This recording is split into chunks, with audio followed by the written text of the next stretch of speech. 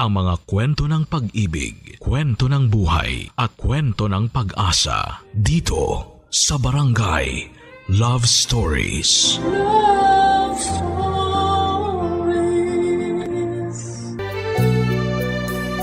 Hi, ikaw yung bago, di ba? Oo, Mabel nga pala pangalan ko. Ikaw? Reynan, pwede bang makiupo sa tabi mo? Oo naman. Ayan, wala naman akong kasabay kumain eh. Salamat. Wala ka pa bang kakilala rito? Meron na. Yung kaibigan ko, si Gigi, siya nagpasok sa akin dito kaso absent siya ngayon eh.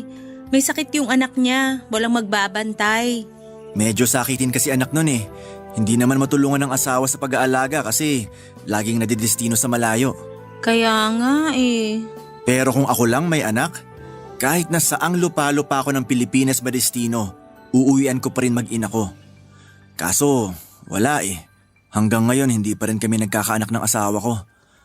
Ikaw, may asawa ka na ba? Wala pa. Boyfriend?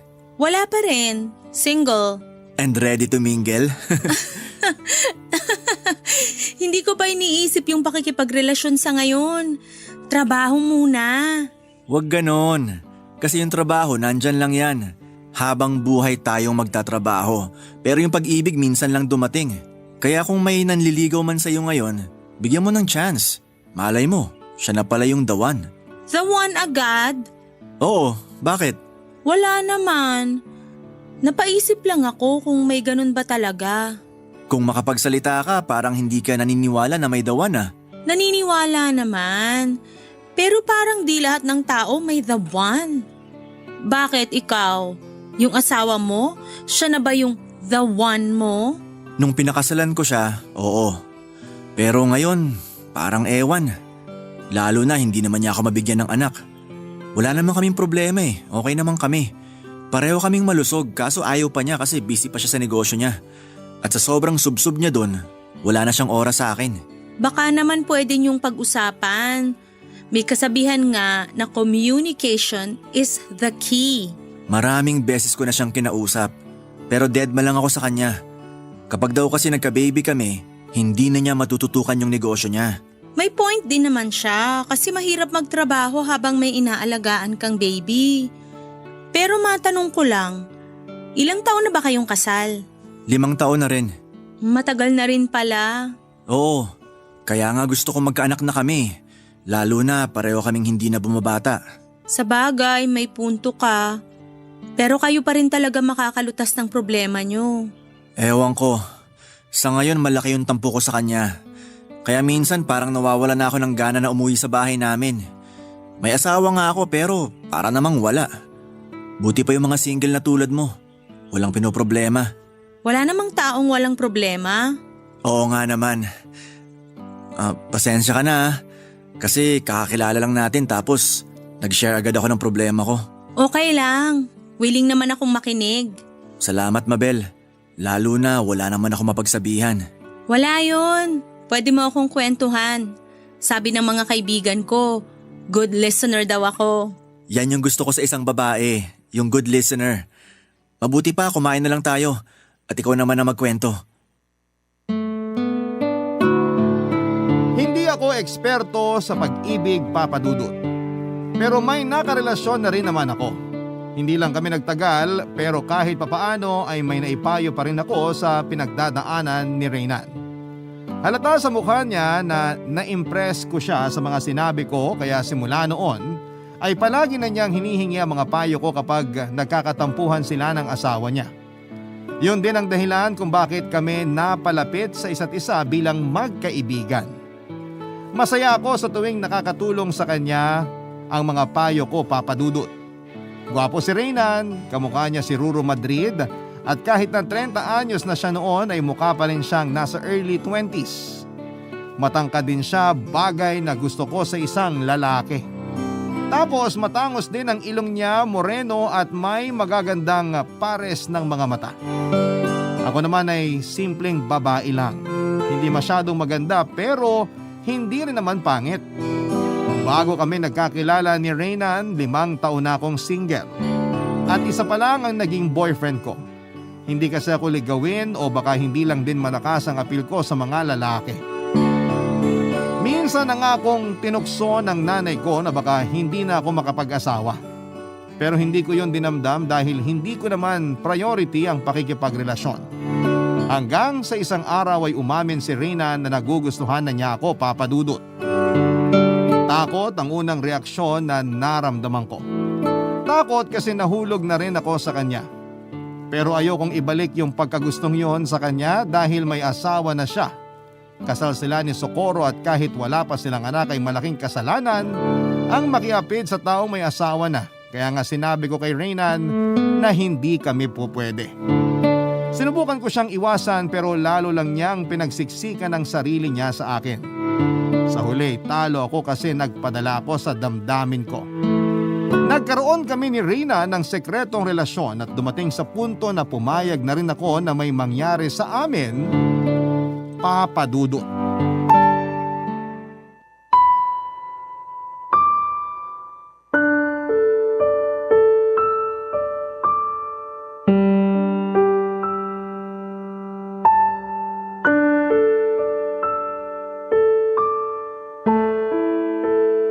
Nagustuhan mo ba yung nangyari sa atin? Oo, pero Pero ano? nakokonsensya ako, Reynan. Kasi mali itong ginagawa natin. May asawa ka na eh. Paano na lang si Socorro? Hindi naman niya malalaman, kaya ayos lang yun. Babae rin ako. Kung ako yung asawa mo, masasaktan ako ng sobra kapag nalaman kong may iba ka. Pero hindi ikaw ang asawa ko. At mabuti na lang kasi wala namang pakialam sa akin yun eh. Sigurado akong hindi niya ako hinahanap kasi busy yun sa negosyo niya. Sana yun nalang pinakasalan niya, imbis na ako. Pero hindi pa rin tama na lokohin mo siya. Walang lalaking magloloko kung marunong lang mag-alaga yung asawa nila. Kaya marami naghahanap ng iba kasi wala nang panahon sa kanila yung mga misis nila. Marami akong kakilalang ganyan at kasalanan yun ng mga asawa nilang babae. Ay, natatakot lang kasi ko na madamay kapag nalaman ng asawa mo ang lahat. Wala siyang malalaman kaya huwag ka na matakot. Tsaka poprotektahan kita, Mabel. Hindi ko hahayaan na masaktan ka ng asawa ko o ng kahit sino. Mahal kita eh. Talaga? Oo. Halika nga rito. Yayakapin kita. Dali. Mahal na mahal kita. Akong bahala sa'yo. Hanggang ngayon hindi pa rin ako makapaniwala na mahal mo ko. Kasi parang ang bilis. Ganon kasi kaming mga lalaki. Kapag gusto namin ng isang babae, hindi na kami nag-aaksaya ng panahon. Hindi na kami nagpapaligoy-ligoy. Kaya maniwala ka sa akin na mahal kita. Naniniwala naman ako at masaya ako kasi mahal din kita. Minsan di ko mapigilang isipin na sana mas una na lang kitang nakilala kaysa sa asawa ko. Kung nagkataon, ikaw sana yung pinakasalan ko at hindi siya. Pero ano nang plano mo sa relasyon natin? Marami akong plano para sa ating dalawa. Lalo na ngayon na hindi ko na mahal si Socorro. Gusto kitang pakasalan, Mabel. Pero sana mahintay mo ako kasi hindi naman ganon kadali yung proseso ng pakikipaghiwalay dito sa Pilipinas. Sana hindi ka mainip. Susubukan ko. Basta tuparin mo yung pangako mo sa akin, ha? Oo naman. May isang salita yata ako. Natatakot ka pa ba? Hindi na. Gumaan na ang pakiramdam ko sa mga sinabi mo. Mabuti naman. Ayoko nakikita kang natatakot o malungkot kasi naapektuhan ako eh. Ewan ko ba, lakas ng tama ako sa'yo. Paano nangyari yun? Hindi naman ako masyadong maganda. Para sa akin, ikaw yung pinakamaganda. Lagi mo yung tatandaan. Okay. Yun lang ba nagustuhan mo sa akin? Hindi lang yun, marami pa. Gusto ko rin sa isang babae yung good listener. Maalaga, maalalahanin, at inaasikaso ako. Lahat yun nakita ko sa'yo, kaya minahal kita. Sinabi ko nga sa sarili ko na ikaw na yung the one. At hindi na kita pakakawalan pa. Akin ka lang, Mabel. Reyna naman eh. Bakit? Totoo naman yung sinabi ko eh. Hindi ka lang maganda. Sexy ka pa. Ang swerte ko naman sa'yo. Pahalik nga. Reynan, Isa pa ulit? sige. Yan yung gusto ko sa'yo. Magaling ka rin sa kama.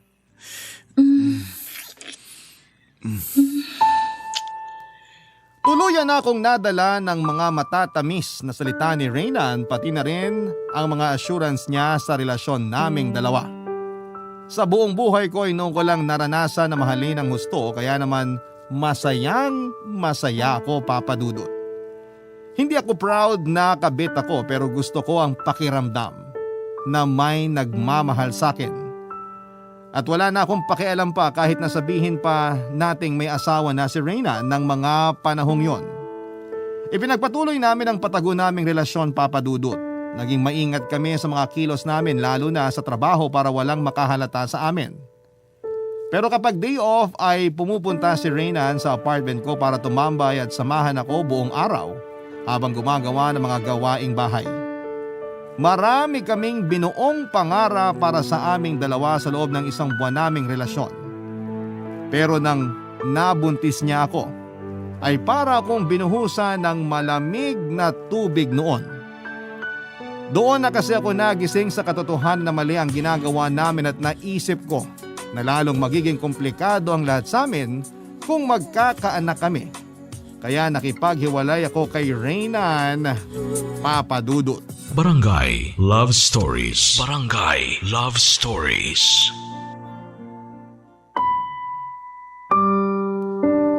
Nakonsensya ulit ako at natakot sa karma. Lalo na noong nagbunga ang bawal na pag-iibigan namin ni Reynan, Papa Dudut. Kaya nga nakipaghiwalay ako sa kanya at nag-resign sa pinagtatrabahuhan namin. Kahit papaano, may kaunting ipon pa naman ako kaya hindi na ako nagdalawang isip na mag-impake ng damit at gamit at umuwi ako sa nanay ko sa Pangasinan. Magulo ang isip ko ng mga panahon na yon pero isa lamang ang gusto kong mangyari. Yon ay ang tuluyang kaming makalayo ng anak ko kay Reynan, Papa Dudut. Hindi po niya alam na buntis ako at wala akong balak na sabihin yon sa kanya. Gusto ko na lamang magsimula ng panibagong buhay sa Pangasinan kaya umuwi ako doon. Nung una ay takang-taka ang nanay ko kasi biglaan yung desisyon ko pero noong sabihin ko sa kanya ang tungkol sa pagbubuntis ko ay naintindihan naman niya ako. Pero marami pa rin siyang katanungan kung bakit ayokong ipakilala ang anak ko sa tatay niya. Basta sinabi ko na lamang na komplikado. Mabuti na lamang dahil hindi na masyadong nag-usisa pa ang nanay ko, Papa Dudut. Kaya lang pagkalipas ng isang linggo ay bigla na lamang sumulpot sa bahay namin si Reynan. Doon na niya na lamang buntis ako at masayang masaya siya dahil sa wakas ay magiging tatay na raw siya. Nakaramdam ako ng awa kay Reynan dahil sa plinano kong ipagkait ang karapatan niya sa bata.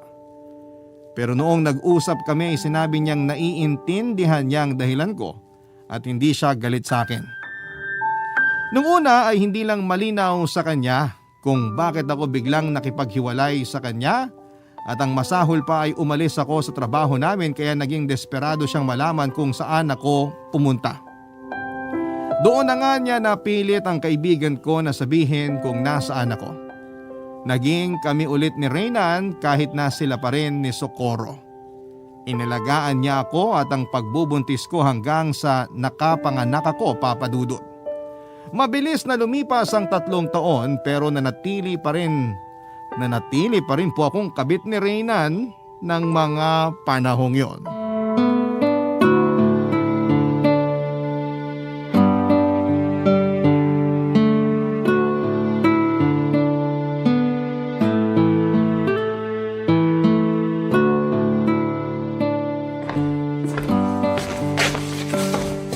Eto na yung tubig mo. Salamat. Nakakatuwa yung anak natin. Ayaw pa matulog. Ang daming lakas makipaglaro. Mabuti na lang napagod na rin siya. Namimiss ka kasi ng anak natin, kaya sabik yan sa'yo. Hay, ang tagal mo rin bago umuwi sa amin. Magta3 linggo na. Dati naman umuwi ka linggo-linggo. Pasensya ka na, Mabel. Nag-iingat lang kasi ako. Nag-iingat saan? Kay Socorro. Baka kasi mahuli niya ako kaya naglalagi ako sa bahay namin. Tsaka tinutulungan ko rin siya sa negosyo niya kapag day off ko. Medyo marami kasing ginagawa tapos marami sa mga tauhan niya yung umalis. Problema na niya yun. Bakit hindi sila mag-hire ng tao para mapalitan yung mga umalis? Nagha-hire naman sila. Pero di naman ganun kadali humanap ng kwalipikado sa posisyon. Intindihin mo sana. Iniintindi ko naman. Pero baka nakakalimutan mo na may pamilya ka rito sa Pangasinan. Hindi ko naman nakakalimutan yun. Kaya nga umuwi ako ngayon eh. Namimiss ko rin kayo ng anak natin. Hay, nakakaawa yung anak mo kasi ilang araw na yan hindi natutulog ng maayos. Bakit? May sakit ba siya? Wala, pero hindi siya maganang kumain. Nung tinanong ko, sabi lang niya gusto raw niya umuwi ka na. Kawawa naman pala yung anak natin. Kaya nga sinasabi ko sa'yo na may anak kang naghahanap sa'yo kapag wala ka rito sa bahay. Ay, ilang taon na tayong ganito.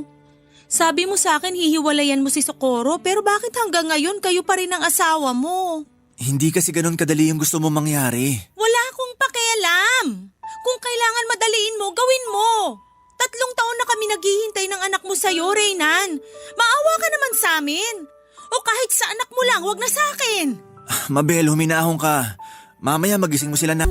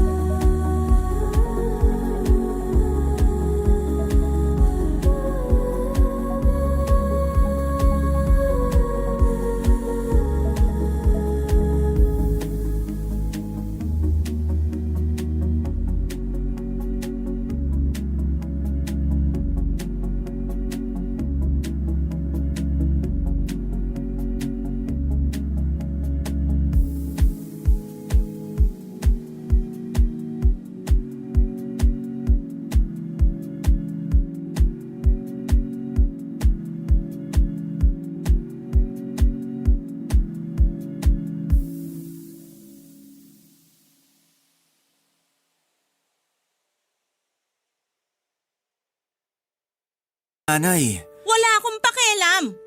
Ayaw mo nun? Malalaman na nila yung totoong relasyon natin? huwag ka namang ganyan. Hindi ko naman kayo pinababayaan ng anak ko, di ba?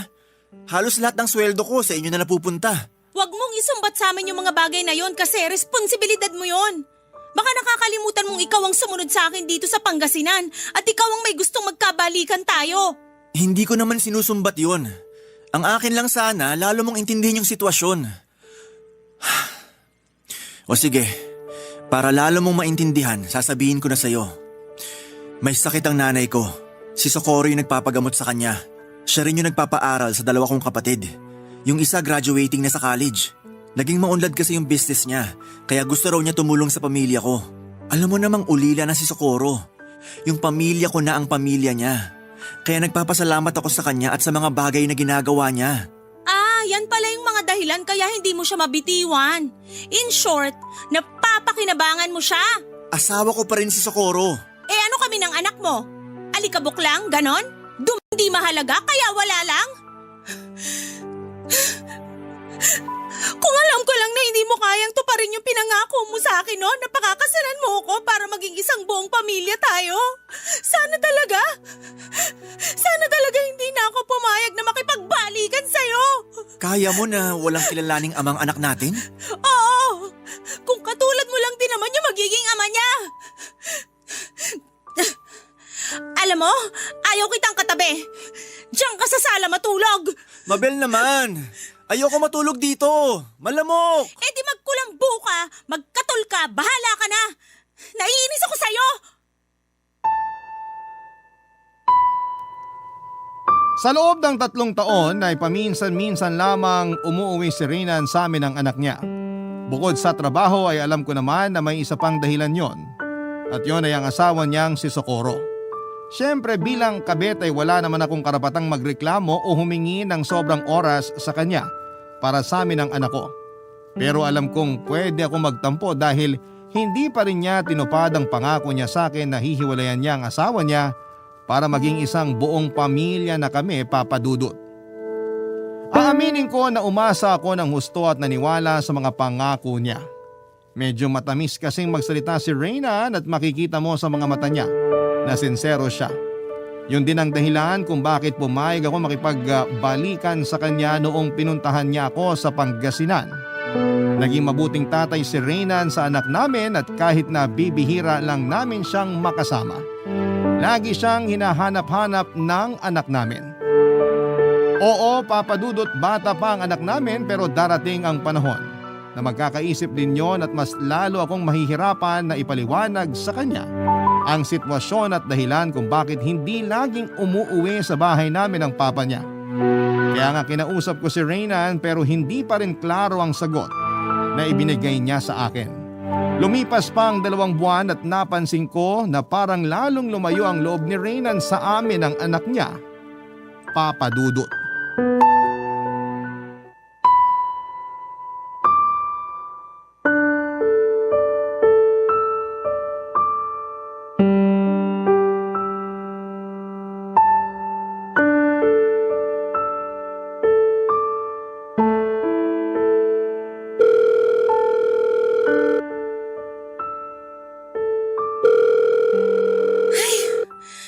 Ang tagal naman, kanina pa ako tumatawag eh.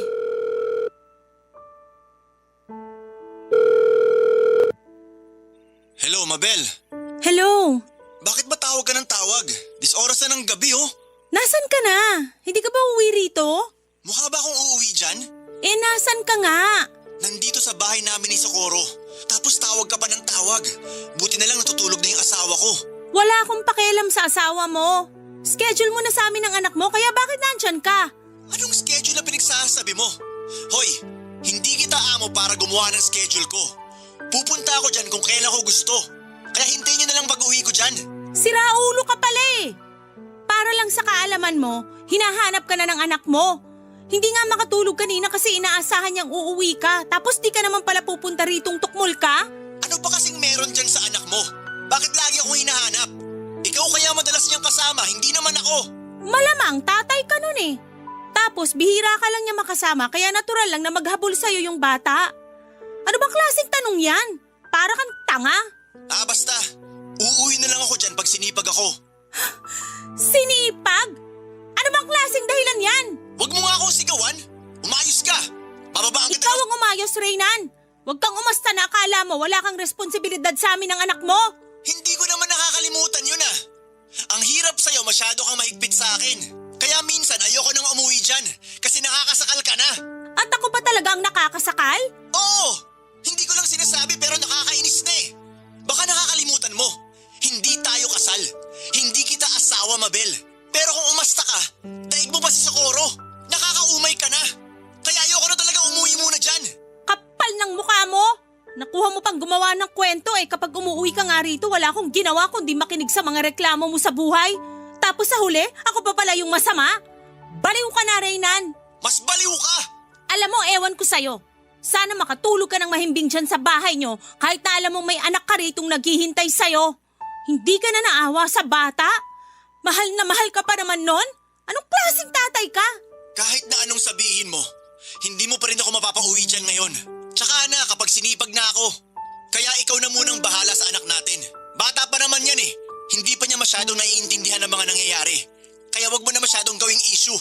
Simpleng bagay gusto mo laging gawing komplikado. Masama bang humingi ng atensyon mo? Hindi. Pero nakakapagod yung lagi ka nalang nang hihingi. Hintayin mong bigyan ko kayo ng anak natin. Huwag ka magmamadali.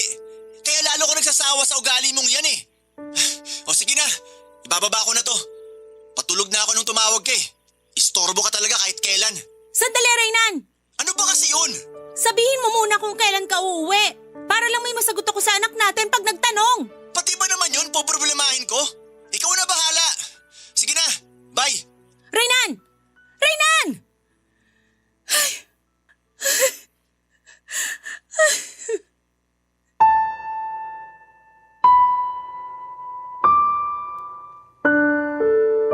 Ilang taon akong nagtiis sa kakarampot na atensyon na ibinibigay sa amin ni Reynan dahil alam kong may kahati kami sa pag-ibig niya. Pero masakit pa rin pala na malamang unti-unti na silang nagiging maayos ng asawa niya habang nasisira naman ang relasyon at pamilyang binuo namin. Kahit si Reynan ay hindi rin kayang ipaliwanag ng malinaw kung paano nangyari yon. Akala niya kasi ay magagawa na niyang iwanan si Socorro para sa amin ang anak niya pero hindi pa rin pala, Papa Dudut. Dahil nga po sa selos na nararamdaman ko ay naggalit ako kay Reynan. Naging toxic ang pagsasama namin kaya umabot sa puntong hindi na siya umuwi sa amin ng anak ko sa Pangasinan. Alam kong nandun siya sa asawa niya at doon ako nakaramdam ng habag sa sarili ko dahil hinayaan kong umabot sa punto na nagmamakaawa na kami ng anak ko sa atensyon niya. Kung umuwi man siya sa amin, madalang at madalas ay sandali lang din siya sa bahay. Hindi na rin kami gaanong kasweet sa isa't isa at hindi na niya nagagawang mga labit sa akin katulad ng dati.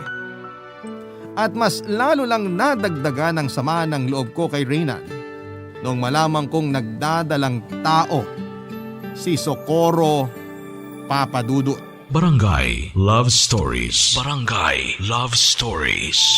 Para akong pinagsakluban ng langit at lupa matapos kong malamang buntis si Socorro, Papa Dudut. Isa lang kasi ang ibig sabihin noon, tuluyan nang mabubuo ang pamilya nila at mawawasak naman ang sa amin. Halo-halo ang emosyon ko ng mga panahong yon, lungkot, awa sa sarili ko at sa anak namin ni Reynan. Pero mas nanaig ang matinding galit. Hindi niyo ako masisisi, umasa lang naman ako na balang araw ay tuto pa rin ni Reynan ang pangako niya sa amin ng anak niya. Pero mukhang tuluyan na niyang kinalimutan ang lahat. Masama rin ang loob ko sa kanya kasi pinaasa niya ako na pakakasalan niya ako pag naghiwalay na sila ng asawa niya. Ang sakit-sakit kasi hindi ko alam kung may habol ba kami ng anak ko sa kanya. Naisip ko nga na wala kaming karapatan kasi kabit lang naman ako. Kung pwede ko lang baguhin ang nakaraan ay hindi ko nasusubukang pumasok sa komplikadong relasyon na yon para wala akong pinagsisisihan sa dulo. Sa kabila ng lahat ay nanaig pa rin sa akin ang pagiging nanay ko, Papa Dudut. Isinantabi ko ang sarili kong kapakanan dahil inisip ko yung magiging sitwasyon ng anak ko sakaling tuluyan na siyang kalimutan ng tatay niya, Papa Dudut.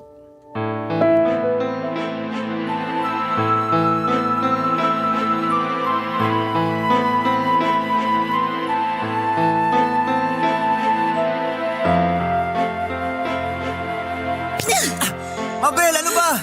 Bakit ka ba nangahampas? Nakuha mo ba talagang magtanong? Ang laki ng kasalanan mo sa anak mo, Reynan. Ano bang pinagsasabi mo? Wala akong kasalanan sa anak natin. Anong wala? Nag-birthday yung bata pero ni anino mo hindi man lang nagpakita sa kanya. Tapos sasabihin mo wala kang kasalanan? Hoy! Kung alam mo lang na wala siyang ginawa kundi hanapin ka. Niayaw nga niya makipaglaro sa mga bisita niya nung araw na yon kasi gusto kanyang makita. Ayaw din niyang kumain kahit paborito niya yung mga hinanda sa birthday niya kasi… Problema ko pa ba yun? Ikaw yung nanay? Ano ka mo? Kung ayaw kumain ng anak natin, sana pinilit mo. Tapos sana, ikaw na lang yung nakipaglaro sa kanya kung ayaw niya makipaglaro sa mga bisita niya. Maliit na problema, pinapalaki mo eh. Bakit mo ako sinampal? Sige, subukan mo, sige! Pasalamat ka. Kaya ko pang kontrolin sarili ko. Kundi may kalalagyan ka sa akin. Ikaw pa talaga may lakas ng loob na magbanta? Kami na nga ng anak mo tong pinabayaan mo? Kahit na hindi mo sabihin, ramdam namin na ayaw mo na sa amin. Bakit? Dahil ba magkakaanak na kayo ni Socorro? Oo! Sinasabi ko na nga ba eh. Hindi mo na kami prioridad kasi mas mahal mo na yung magiging anak mo sa babaeng yon. Mahal ko pa rin naman kayo ng anak natin. Pero wag mo sanang kalimutan na asawa ko pa rin si Socorro. Kailangan niya ako nung araw ng birthday ng anak natin, kaya hindi ko siya maiwanan. Masela ng pagbubuntis niya, Mabel. Intindihin mo naman sana. 3 taon mahigit na kitang iniintindi.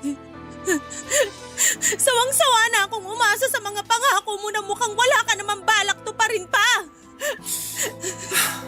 Aaminin ko, nitong nakaraang araw nakapag-isip ako. Tungkol saan? Sa atin, na-realize ko na mali pala talaga na nagkaroon tayo ng relasyon. Akala ko kasi mahal kita. Pero nabulag lang ako sa nararamdaman ko noon, lalo na may tampuhan kami ni Socorro. Pero ngayon napatunayan ko na mas mahal ko pala talaga ang asawa ko. Tapos magkakaanak na kami. Matutupad na yung pangarap namin na magkaroon ng buong pamilya.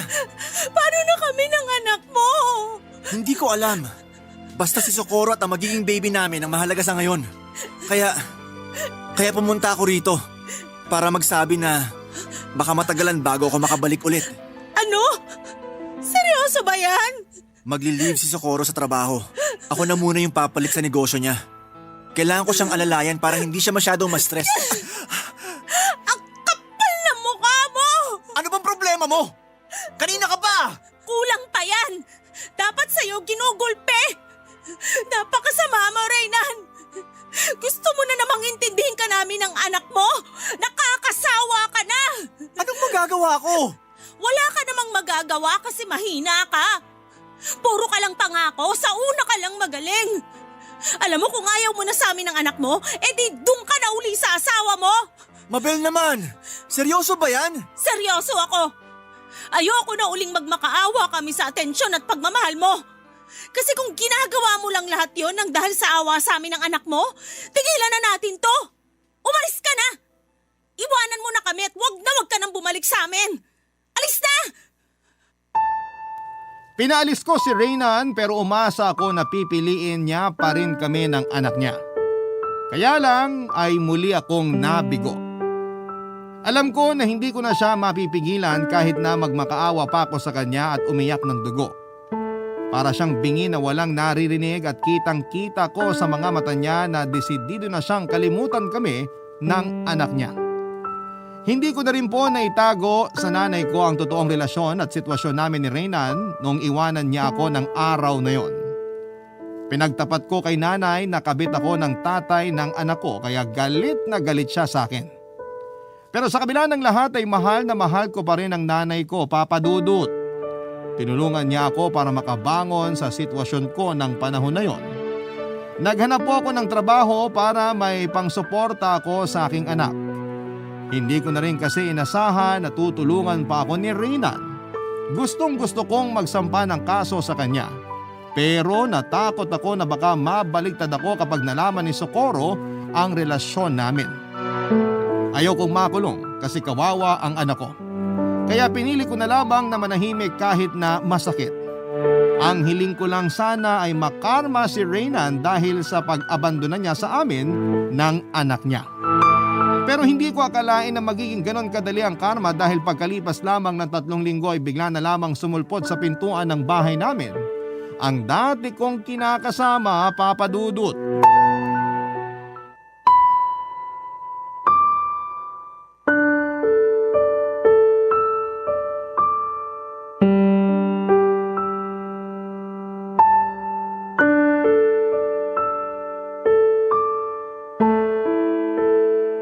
Hanggang dyan ka lang sa labas ng bahay namin. Mabel, please! Papasukin mo na ako! Gusto ko makita ang anak natin! Anak ko lang, Reynan. Kahit na anong sabihin mo, ako pa rin ang tatay ng anak natin! Ikaw nga yung tatay pero hindi ka naman nagpakatatay sa kanya. Di ba iniwanan mo siya kasi magkakaanak na kayo ng asawa mo? O bakit bigla ka nalang susulpot ngayon dito sa amin? Tungkol sa bagay na yun. Kasi Kahit na ano pang dahilan mo, hindi na kita bibigyan ng panibagong pagkakataon para bumalik sa buhay namin ng anak ko. Sinayang mo yung tsansa na binigay ko sa'yo dati kaya magdusa ka. Doon ka na sa asawa at magiging anak nyo. wala nang baby namin ni Socorro, Mabel. Ha? Anong sinabi mo? Nakunan si Socorro kasi nalaman niya yung tungkol sa relasyon natin. Nagalit siya sa akin. Pinagmumura niya ako. Sinumbatan, pinalayas, tapos dinugo siya. Dinala ko siya sa ospital. Pero huli na, kasi wala na yung baby namin. Totoo ba yung sinabi mo? Mukha ba ako nagbibiro? Totoo lahat ng yun. Masisisi mo ba ako? Enuknukan ka ng sinungaling? Namatayan na nga ako ng anak tapos imbis na maawa ka sa akin, kung ano-ano pa mga sinasabi mo. Anong gusto mong gawin ko? Ewan ko, hindi ko alam. Mabuti pa bumalik ka na sa asawa mo. Kailangan ka ni Socorro. Hindi ka ba nakikinig? Galit siya sa akin. Pinalayas na nga niya ako sa bahay namin. Sinisisi niya ako sa pagkamatay ng anak namin. Sana humingi ka ng tawad sa kanya. Ginawa ko na. Pero sinabi niya sa akin na hindi na niya ako kayang patawarin.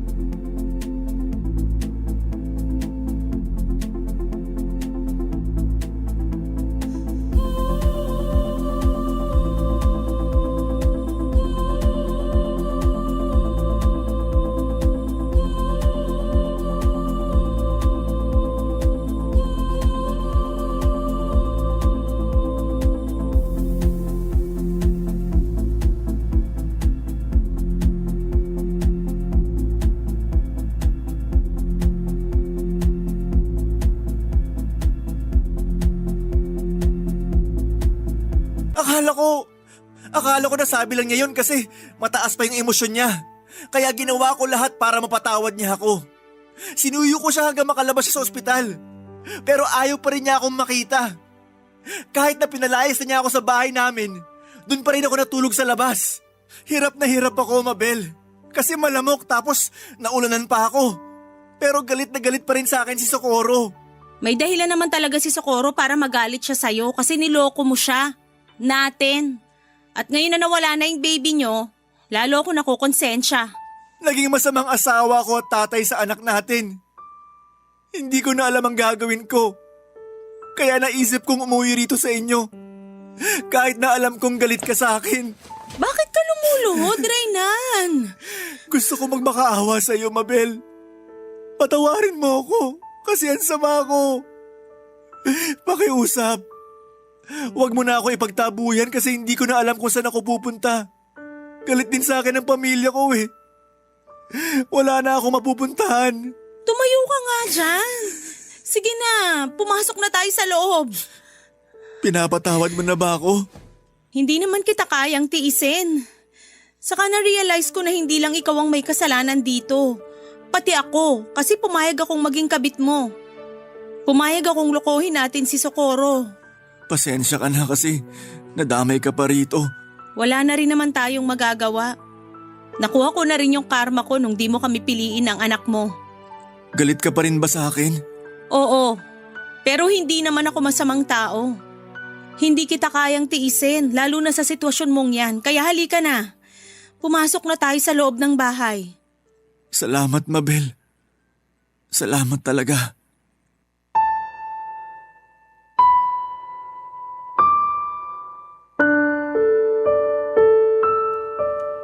Nakakaawa ang itsura ni Reyna ng panahon na yon, Papa Dudut.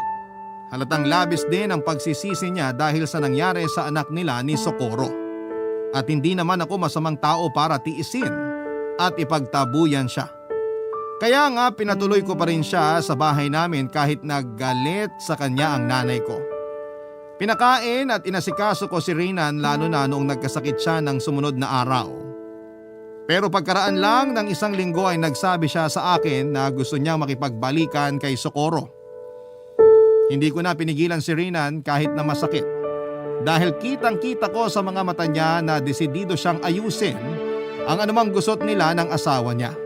Kaya hinayaan ko na lamang siyang umalis sa bahay namin, Papa Dudut. Tuluyan ko nang pinutol ang namamagitan sa amin ni Reynan nang balikan niya si Socorro. Sinabi ko sa kanya na hindi ko pa rin siya tatanggalan ng karapatang maging tatay sa anak namin, pero hanggang doon na lamang yon. Alam ko kasi na hindi na ako pwedeng umasa sa kanya na pakakasalan niya ako kasi pinili na niya ang asawa niya. Tiniis ko na lamang yung sakit at lungkot habang nagpapatuloy sa buhay. Kaya lang pagkalipas ng 1 buwan ay nabalitaan ko na lamang na namatay si Reynan dahil sa sakit. Matagal na pala itong may iniindang pulmonya na pinalala pa ng paninigarilyo at pag-inom ng alak noong nawala ang anak nila ni Socorro. Halos gumuho ang mundo ko nang malaman kong wala na ang lalaking pinakamamahal ko. Hindi ko alam ang gagawin at gusto kong pumunta sa burol niya pero alam kong wala naman akong karapatan. Saka sinabihan ako ni nanay na huwag ko na raw subukan kung ayaw kong magkagulo kami doon. Kaya hinayaan ko na lamang na lumipas sa mga araw at pinagdasal ko na lamang ang kaluluwa ni Reynan. Hindi ako proud sa mga karanasan ko lalo na noong naging kabit ako, Papa Dudut. Kaya gusto kong gawin ang lahat para bumawi at maging mabuting nanay sa anak ko. Hanggang dito na lamang po, Papa Dudut, ang sulat ko at maraming salamat sakaling mapili po ninyong i-ere ang kwento ng buhay ko sa Barangay Love Stories. God bless po sa inyong istasyon. Ang inyong forever kapuso at kabarangay, Mabel. Nagustuhan ng iyong napakinggan? Ituloy yan via live stream sa www.gmanetwork.com/radio.